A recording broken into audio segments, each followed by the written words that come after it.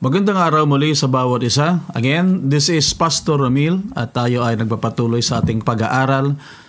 Ang aaralin natin ngayon ay tungkol sa mga sinabi na Apostol Pablo in the book of 2 Thessalonians chapter 2. Ito ay patungkol sa restrainer and then sa mystery of iniquity. Okay? Babasahin natin ang Bible mga kapatid ko. In 2 Thessalonians chapter 2, this is what the Bible says. Verse 6, "And now you know what withholds that he might be revealed in his time. For the mystery of iniquity doth already work.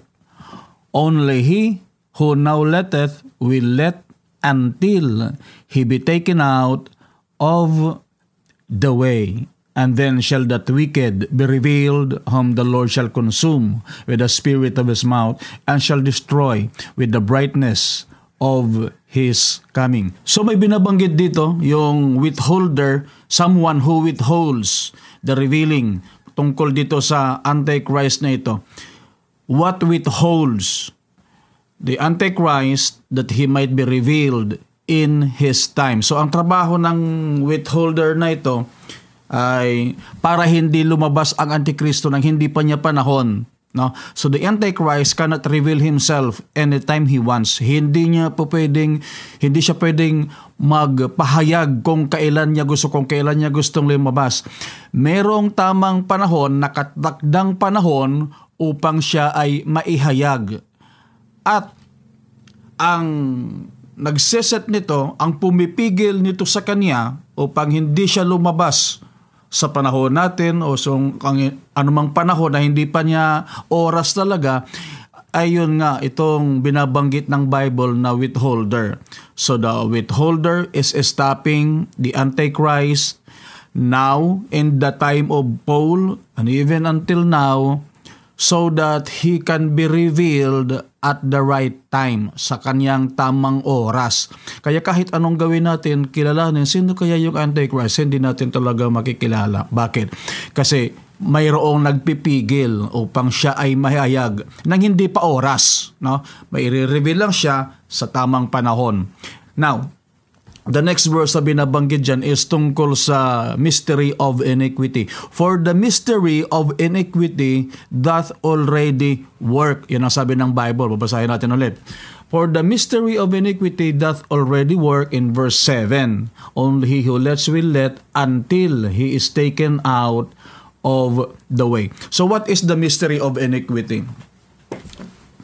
Ang mystery of iniquity naman is of course the exact opposite of the mystery of godliness. In the Bible, meron din binabanggit na mystery of godliness. Ang konsepto nito ay tinatalakay doon sa 1 Timothy chapter 3, verse 16. Ito sabi ng Bible sa 1 Timothy 3:16. "And without controversy, great is the mystery of godliness. God was manifest in the flesh." No? Wala nang pagtatalo-talo pa, dakila ang hiwaga ng kabanalan. Ang Diyos ay nahayag sa laman. That is the mystery of godliness. God manifest in the flesh. Ang Diyos ay nahayag sa laman. What is the mystery of iniquity? Of course, yung kabaligtaran. Ito naman yung tao na magpapakilalang siya ay Diyos. In fact, binabanggit na nga yan doon sa verse 4. This is what verse 4 says. "Who opposes and exalts himself above all that is called God, or that is worshipped, so that he as God sits in the temple of God, showing himself that he is God." The mystery of iniquity, according to Paul, was already at work during his time. Sabi niya, the mystery of iniquity is now working sa panahon niya. Kumikilos na ito.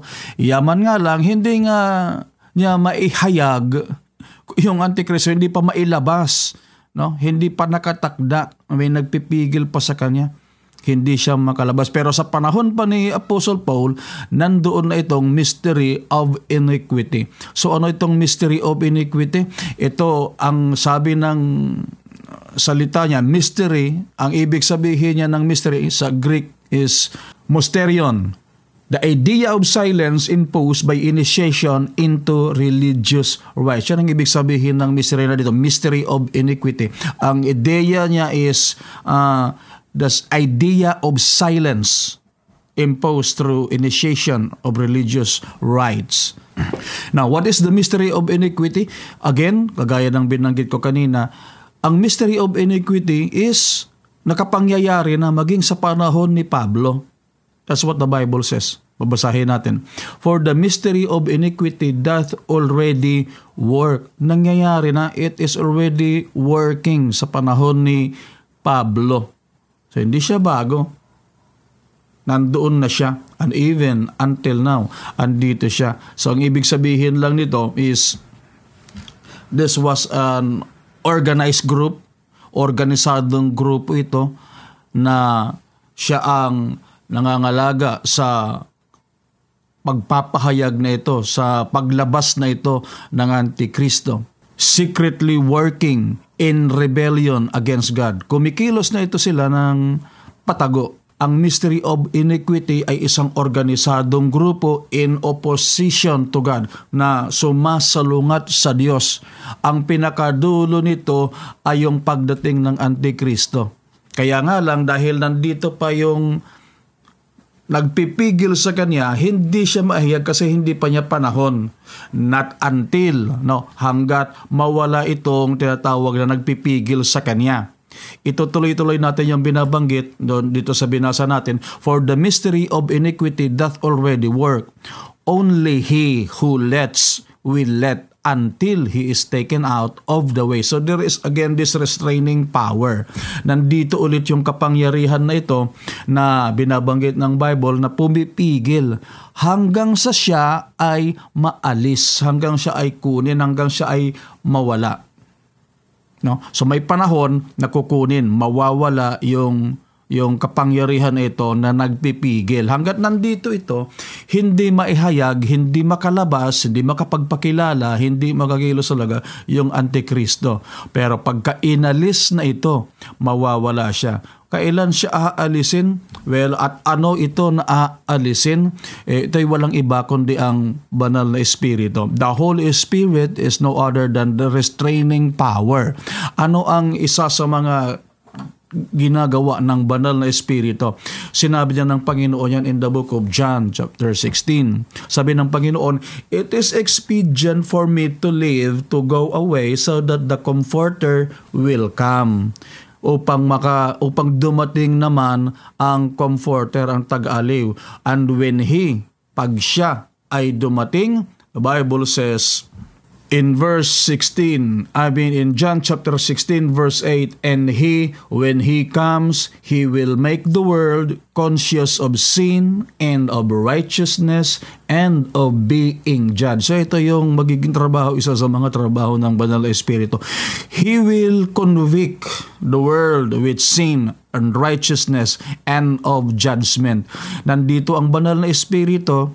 Kaya tayo, conscious tayo tungkol sa kasalanan, tungkol sa katwiran. Conscious tayo na tayo ay huhukuman. Mayroong paghuhukom na darating. Ito yung ginagawa ng Banal na Espiritu. And somehow, ito yung restraining power. Ito yung nagpipigil sa mga tao upang siyempre hindi magtuloy-tuloy sa kanilang mga kasalanan. May conviction na nangyayari. Napapagtanto ng tao na siya ay nagkakamali, nagkakasala, no? At natatakot siya sa paghuhukom ng Diyos. Ito yung ginagawa ng Banal na Espiritu. Kaya dumating ito, sabi ng Panginoon, pag dumating siya, he will convict the world of sin, of righteousness. Pero hindi ito darating hanggat hindi ako umaalis, sabi ng Panginoon. So right now, wala na ang Panginoon, no? Pero ang Banal na Espiritu nandito. Pero hindi ito mananatili na tuloy-tuloy. In fact, the Bible says, ang ministry na ito ng pagkukonvict ng Banal na Espiritu sa kasalanan is matatapos din.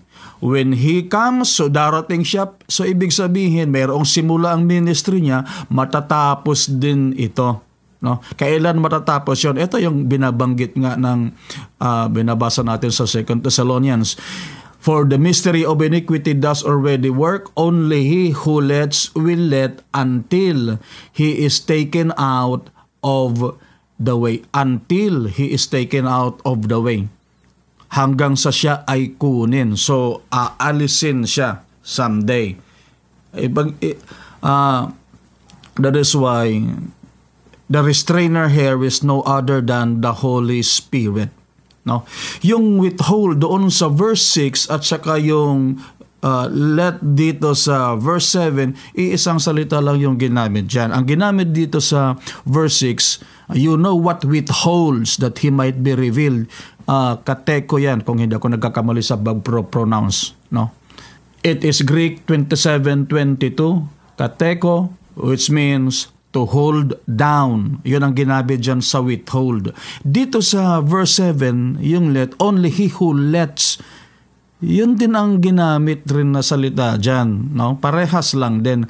Kaya lang, may dagdag ito siya. Meron pa siyang isang salita dito na binabanggit mula sa Greek din. And this is Greek 737, RT. No? Adverb from a derivative of G142. The idea of suspension. Yun yung pinagkuha niya ng salita. Kaya, yung salita dito na only he who lets will let. Tatlong salita yan, pero dito sa KJV, yung will let is italicized. No? Ang mababasa lang talaga dyan is lets. Only he who lets. Pero yung salita na yan, sa Greek, dalawa ang salita na kinuha niyan. Nung translate sa English, isang salita lang. Yun nga yung let. Kaya nalalaman natin kasi halimbawa itong Strong's Concordance na ito, mababasa na yan, no? Mababasa natin diyan yung mga salita, original na salita na ginamit sa Bible, lahat mababasa natin diyan. Kaya malalaman natin kung aaralin natin, no? Yun yung salita diyan, no? Ibig sabihin, andoon yung to hold down at the same time to suspend. Yun yung restraining dito na binabanggit. The one who restrain will restrain until he is taken out of the way. Isa pang gusto kong i-point out dito, the suspension na binabanggit dito. Of course, ang ibig sabihin ng suspension, to suspend, is ipatigil. Pero ang pansamantala, yung keyword is pansamantala, ipatigil, pansamantala. No? So, ibig sabihin ng suspension, to suspend. So, ang restrainer dito na binabanggit, it holds down on a temporary basis. Temporary siya. Hindi tuloy-tuloy. Hindi pang walang hanggan. Temporary lang. Bakit temporary? Kasi someday, he will be taken out of the way. Ang restraining power niya, makapangyayari lang hanggat nandan siya until he is taken out of the way. Hanggang sa siya ay maalis. No? Kasi sa dating yung panahon, alisin siya, tatanggalin siya. What is this restraining power ng binabanggit dito ng Holy Spirit? To convict the world of sin, of righteousness, and of judgment. Ibig sabihin, kaya nga grasya tayo binigyan ng Diyos ng grasya ang mga tao ngayon kasi mayroong comforter, mayroong helper na pinadating, na isinugo para tumulong sa tao upang makabalik sa Diyos. Itong banal na Espiritu na ito yung nagkukonvict sa tao sa kasalanan. Pero kapag inalis na ang convicting power na ito, yung restraining power na ito, ano ang ipapalit? Strong delusion. Binanggit na rin yan sa Bible. And for this cause God shall send them a strong delusion, that they should believe a lie, that they all might be damned who believe not the truth, but have pleasure in unrighteousness. That is in verse 11 and 12. For this cause, God shall send them a strong delusion, that they will believe a lie. Ito yung katakot-takot na fake news na darating, na tatanggapin ng mga tao. Yung mga tao naman, maniniwala, magtitiwala sila. Ang Diyos, inalis na yung convicting power ng Holy Spirit. Wala na silang consciousness doon sa kasalan, basta gagawin nila yung wala na, tuloy-tuloy na sa pagkabagsak ang tao. Ito yung binabanggit dito sa verse 1 and 3. There shall come a falling away first, and then the man of sin will be revealed. Anong mangyayari doon?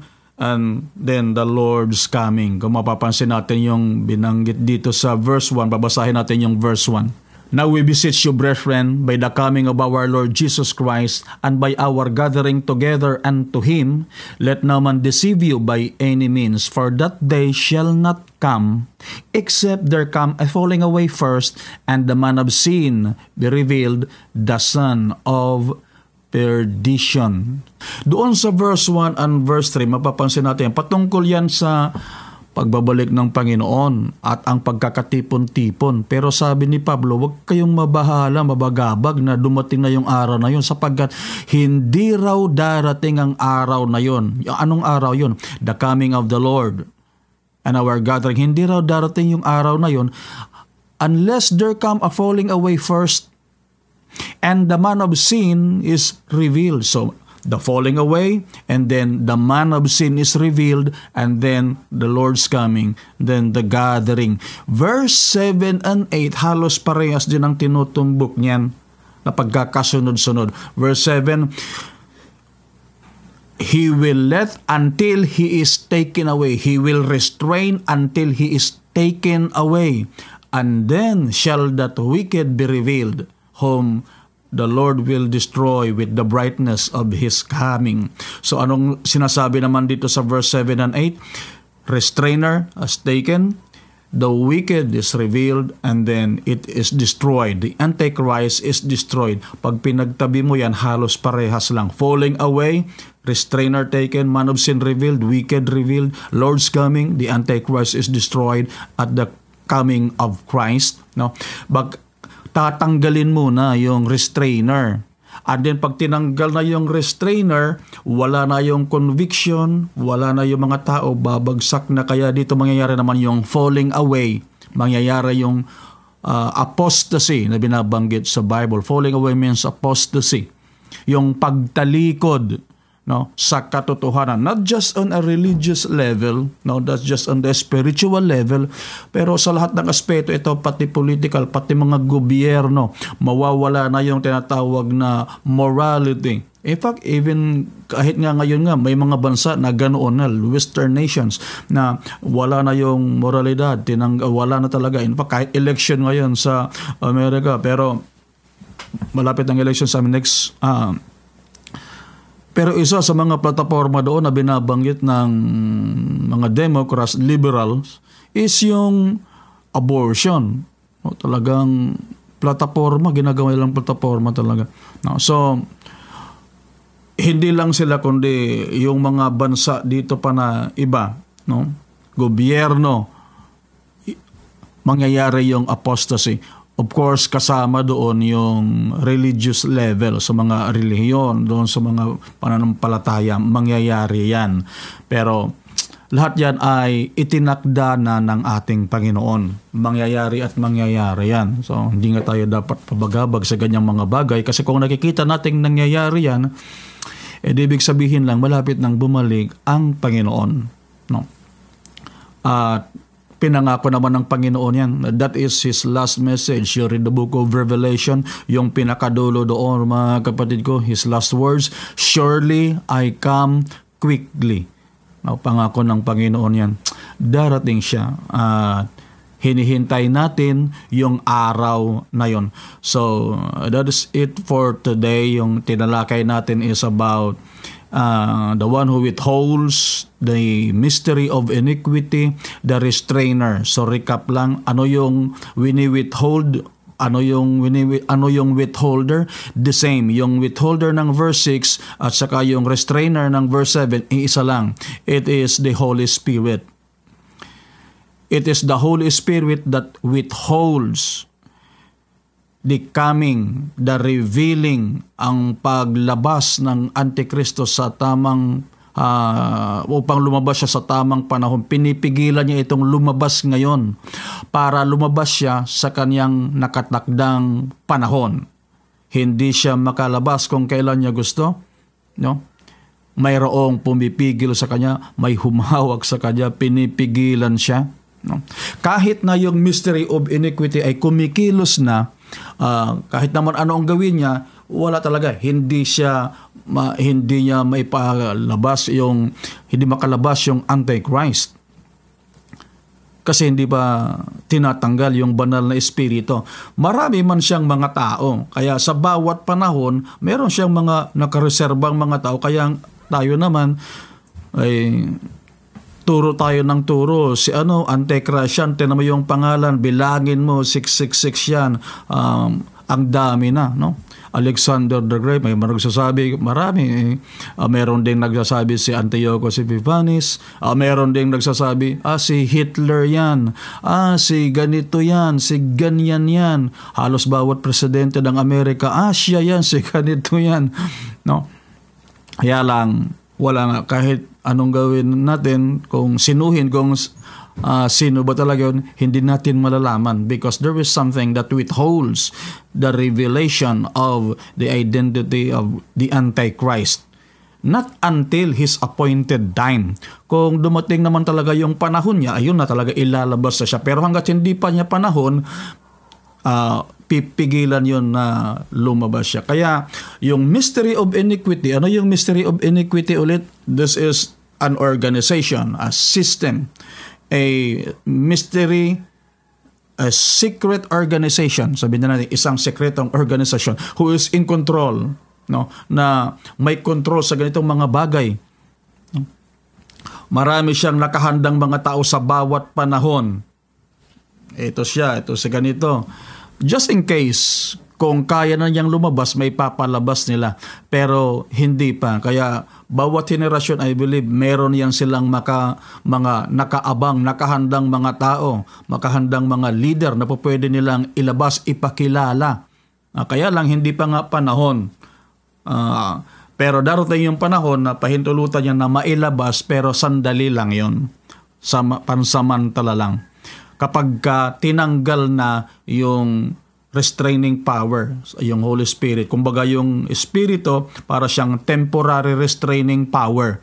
Think of it as a TRO, temporary restraining order, no? Temporary lang siya. At dito siya on a temporary basis, no? Hanggang sa siya ay aalisin. Bakit siya dumating? Kasi umalis ang Panginoon. Sa pagbabalik ng Panginoon, of course, siya naman ay aalis kasi darating naman ang Panginoon. At yan ang hinihintay natin. So maraming salamat sa bawat isa sa inyo. Hopefully yung ating tinalakay ngayon ay nakapagbigay ng konting unawa, liwanag sa maraming mga bagay. Hanggang sa mga susunod na pagtatalakay natin video, hopefully magkita-kita tayong muli. And muli, this is Pastor Ramil and this is for the greater glory of the kingdom. God bless us all.